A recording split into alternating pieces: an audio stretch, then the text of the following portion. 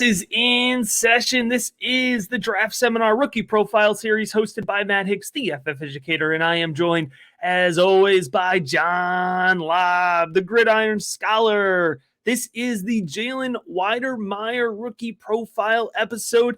I want to make sure everybody knows that the entire Rookie Profile series can be found on the Rookie Big Board YouTube channel. If you want to watch on the Rookie Big Board podcast channel and the NFL Draft Bible Podcast Network, if you want to listen in, you can check out more of John's work at footballdiehards.com, and you can check out all of my work, including my full rookie rankings of every NFL draft eligible offensive player at patreon.com/the FF Educator. John, Jalen Wydermyer finds himself as a high pedigree athletic tight end stuck in the middle of a generally weak tight end class. It's going to lead to a lot of questions about what we do with him, and I'm excited to jump into it here with you. One of my most challenging assessments this year. I've watched 3 years of film on this young man. Matty flashed as a freshman. He was so good as a true freshman. Sophomore year was really good. I had him at the top of my Devy rankings at tight end. And last year, Matt, I have to be honest, the film was not great. He didn't take a leap forward. However, in context, the Aggies are really bad at throwing the football. I mean, their strength was on the running backs, and they had 3 quarterbacks, I think, behind center, and they didn't have very many receivers. So it's very hard. I've looked at 3 years of this young man.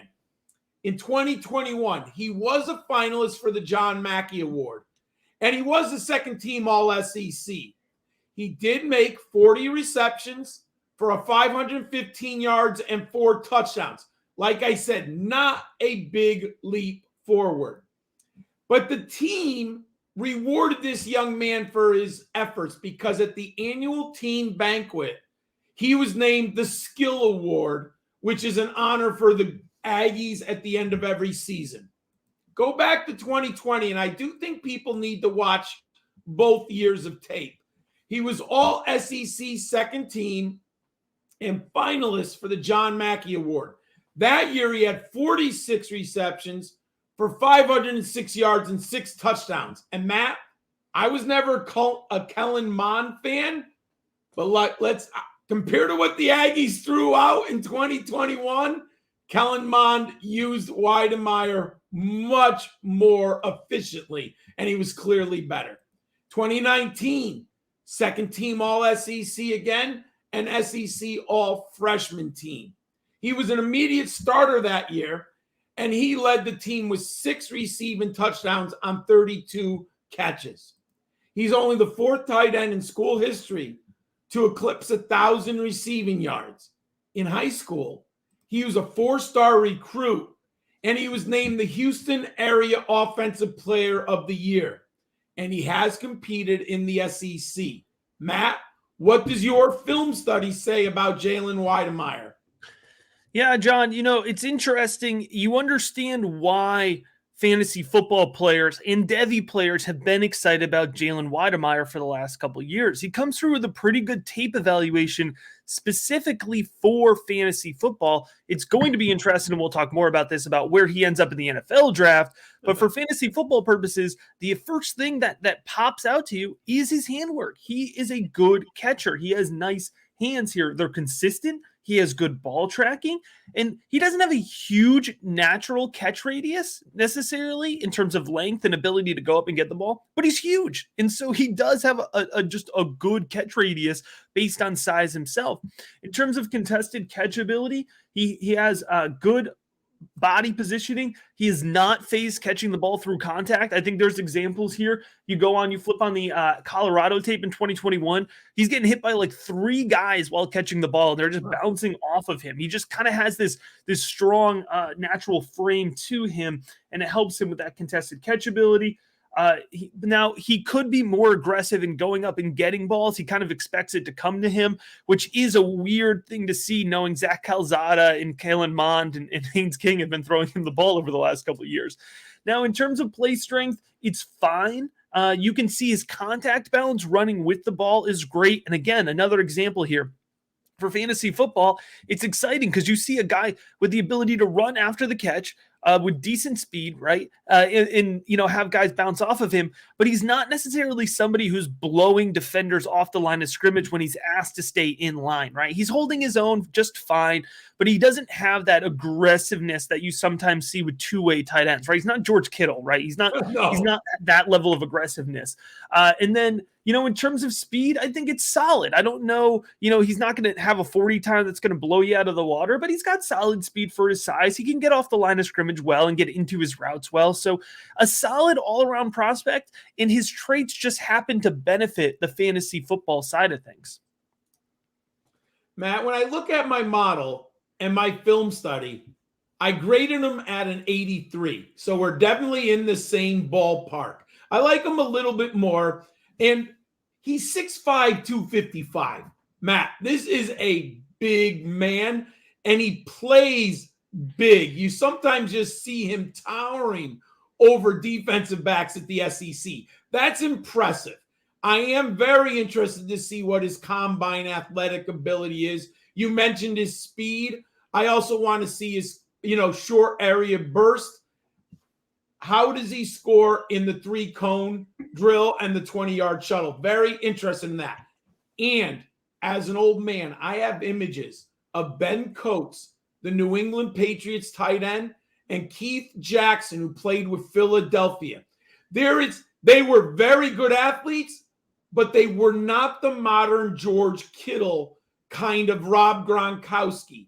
Big, strong, a little bit lumbering, but use their body and their strength to get open. And Wydermyer does that. Look at 118 career receptions, Matt, 12.4 yards. And let me mention it again. The Aggies are not an elite passing offense. They are below average in the modern college football universe. So to average 12.4 yards a catch in that offense is impressive. And there are tape. You can watch touchdowns, Matt.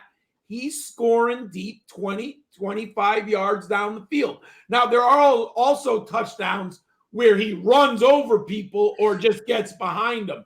So he's an impressive tight end prospect. And Matt, put it into context.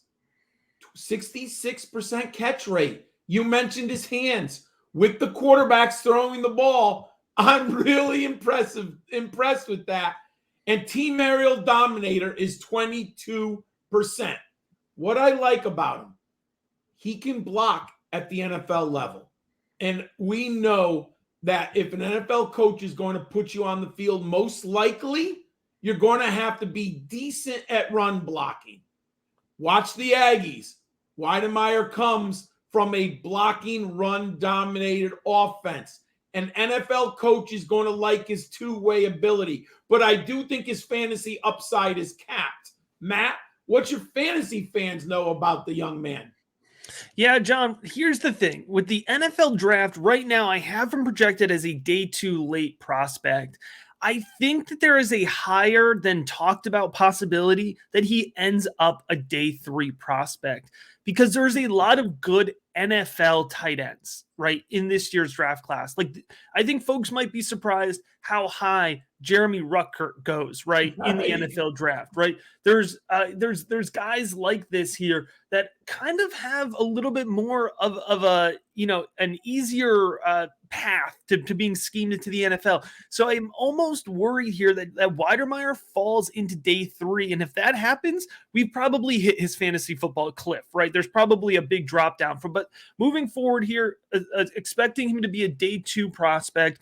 I project him out to be a bench depth type fantasy football piece. We know this isn't a strong tight end class. Jalen Wydermyer for me is right there tied at 2 for me in this weaker class here. And I think for some folks are going to see a guy like Isaiah Likely as having more upside behind him.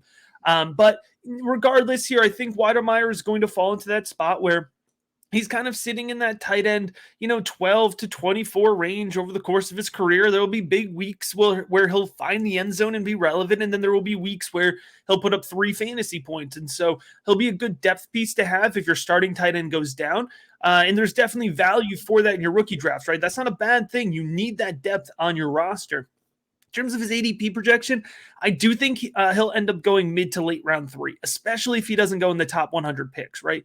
Because I think there's even some folks who will be disappointed if he goes like 80 or 90 in the NFL draft. I think some folks think that he could push first round draft capital, and I really don't think he's there, right? So I think there might be this depreciation of his value that'll swing him to be a mid to late third round pick as folks want to push up the value of these running backs that they end up liking their landing spots right after the NFL draft and push up their everybody's favorite wide receiver after the draft, right? And so I think the tight ends are just going to get pushed down.